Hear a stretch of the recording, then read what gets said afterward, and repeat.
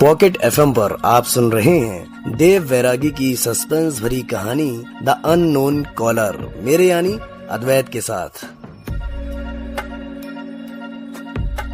उसने उसके पति की बात कहते हुए उदास होते हुए अपनी नजरें नीचे झुकाते हुए कहा। पता नहीं क्यों, लेकिन उसके इस मासूम से चेहरे पर यह उदासी मुझसे देखी नहीं गई। इसलिए उसके पति के बारे में और जानने के बजाय मैंने उससे रमेश के बारे में पूछा। दरअसल माफ कीजिएगा, मेरा मकसद आपको निराश करना नहीं था। क्या आप कुछ और बता सकती हैं रमेश के बारे में?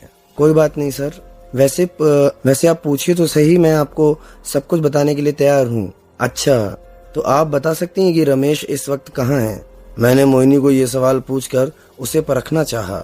पता नहीं सर, क्योंकि 2 दिन पहले रमेश बोल कर गए थे कि वह किसी काम से बाहर जा रहे हैं और 3-4 दिन के बाद आएंगे। वैसे आप रमेश के बारे में क्यों पूछ रहे हैं? मेरी उम्मीद के मुताबिक ही उसने जवाब दिया।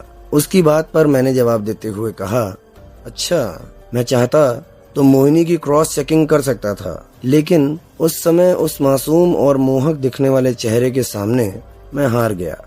इसलिए मैंने सीधा उसे रमेश की मौत के बारे में बता दिया। मैं रमेश के बारे में इसलिए पूछ रहा हूँ क्योंकि रमेश की मौत हो चुकी है। मेरी यह बात सुनकर उस मासूम से चेहरे ने एक बार फिर से अपने आप को दर्द के आगोश में ले लिया। मोहिनी की आंखों से आंसू आने लगे।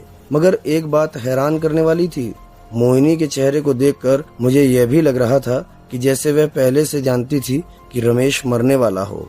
रोते रोते ही मोहिनी ने मुझसे कहा, रमेश जी की मौत का कारण क्या है? जी, उनको किसी ने पत्थर से बांधकर तालाब में फेंक दिया था।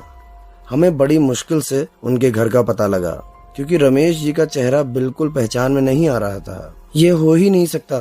मगर क्यों? उसकी बात सुनकर मैंने चौंकते हुए पूछा। उसकी बात सुनकर लगा जैसे वह जानती हो कि रमेश की मौत दम घुटने से हुई है, क्योंकि रमेश अपने जमाने का एक बेहतरीन तैराक था। उसको अगर किसी भारी चीज से बांधकर भी पानी में फेंक दिया जाए तब भी वो आसानी से बाहर आ सकता था। वह इस कला में इतने माहिर होने के बावजूद भी कैसे मर सकता है? मोहिनी का आखिरी सवाल मेरे दिमाग में चल रहे सवाल से मेल खा बैठा। हो सकता है रमेश की उम्र ने उसका साथ न दिया हो। मैं तो जानता था कि रमेश की मौत पानी में फेंके जाने से नहीं हुई, लेकिन मोहिनी को क्रॉस चेक करना मेरी ड्यूटी थी। मेरी बात का जवाब देते हुए मोहिनी ने कहा, आपकी बात से मैं सहमत हूँ, लेकिन आप खुद ही ये बताइए कि क्या कला का अंत भी हो सकता है? मैं मोहिनी की बात से भी सहमत था।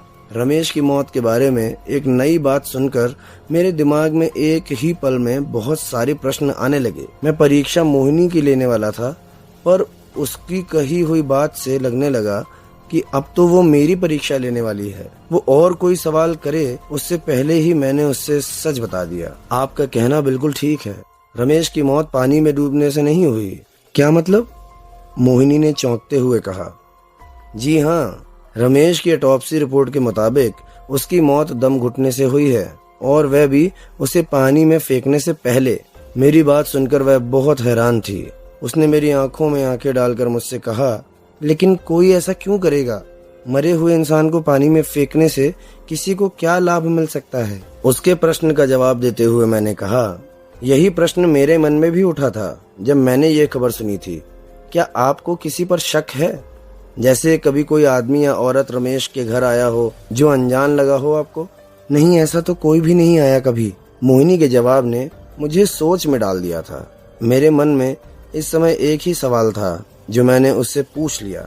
मुझे पूरी उम्मीद थी कि मेरे इस सवाल का जवाब इस केस को एक नई राह देगा। आप उनके परिवार के बारे में जानती हैं? जैसे उनके लड़के के बारे में। क्या उनका लड़का उनके साथ नहीं रहता था? मेरे इस प्रश्न पर वह कुछ पल के लिए खामोश हुई और फिर अपनी नजरें नीचे झुकाकर जवाब देने लगी। उसकी खामोशी ने मेरे अंदर एक नई जिज्ञासा जगा दी। मुझे लगने लगा कि रमेश का बेटा ही मुझे उस कातिल तक पहुंचा देगा। मोहिनी ने जवाब दिया, अब आपको किस मुंह से बताऊं सर? उसकी इस बात पर मन में हंसते हुए मैंने कहा, इतनी अच्छी शक्ल के साथ इतना सुंदर मुंह दिया है भगवान ने, फिर भी भगवान अक्ल नहीं दे पाया। किस मुंह से? क्या इसी मुंह से तो बताएगी? न जाने ऐसे कितने मुंह हैं इसके पास। हंसी आ रही थी सच में। आगे उसने कहा, रमेश जी का एक लड़का है, विक्की, यानी विवेक मरतालिया। हम उसे प्यार से विक्की ही बोलते हैं। विक्की कभी कभी ही घर आता था। वह अधिकतर अपने दोस्त के यहाँ रुका रहता था और जब भी उसके पास पैसे खत्म हो जाते थे तो वो रमेश जी से मांग कर ले जाता था। उनकी बात जैसे ही खत्म होने वाली थी उससे पहले ही मैंने उनसे सवाल किया, लेकिन ऐसा क्यों?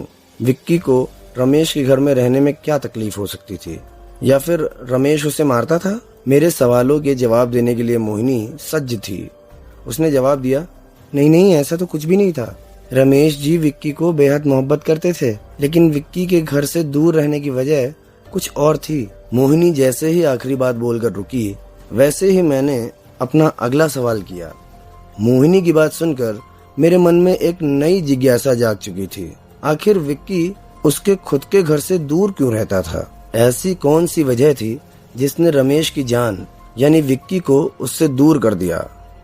मैंने जिज्ञासु होकर यह सवाल पूछा। मोहिनी ने एक लंबी सांस भरी और कहना शुरू किया। वो हुआ यूं था कि पिछले साल विक्की की माँ, जिनका नाम मीनाक्षी मरतालिया है, उन्हें विक्की के नए भाई की खबर मिल गई थी। नया भाई? मैं कुछ समझा नहीं। मैंने हैरान होते हुए कहा, जी मतलब कि रमेश जी अपने जमाने के जाने माने अय्याश थे और एक दिन उनकी अय्याशी का नतीजा एक खत के रूप में मीनाक्षी जी के हाथ लग गया।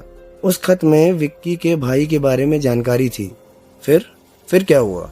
मोहिनी की बात खत्म हो उससे पहले ही मैंने उनसे सवाल किया। मेरे मन में तो इस केस से जुड़ने जा रही इस नई कड़ी को जानने की जिज्ञासा पहले से ज्यादा हो चुकी थी। फिर क्या था? रमेश जी के गृहस्थ जीवन की चल रही नाव में एक भयंकर तूफान ने कदम रख दिए।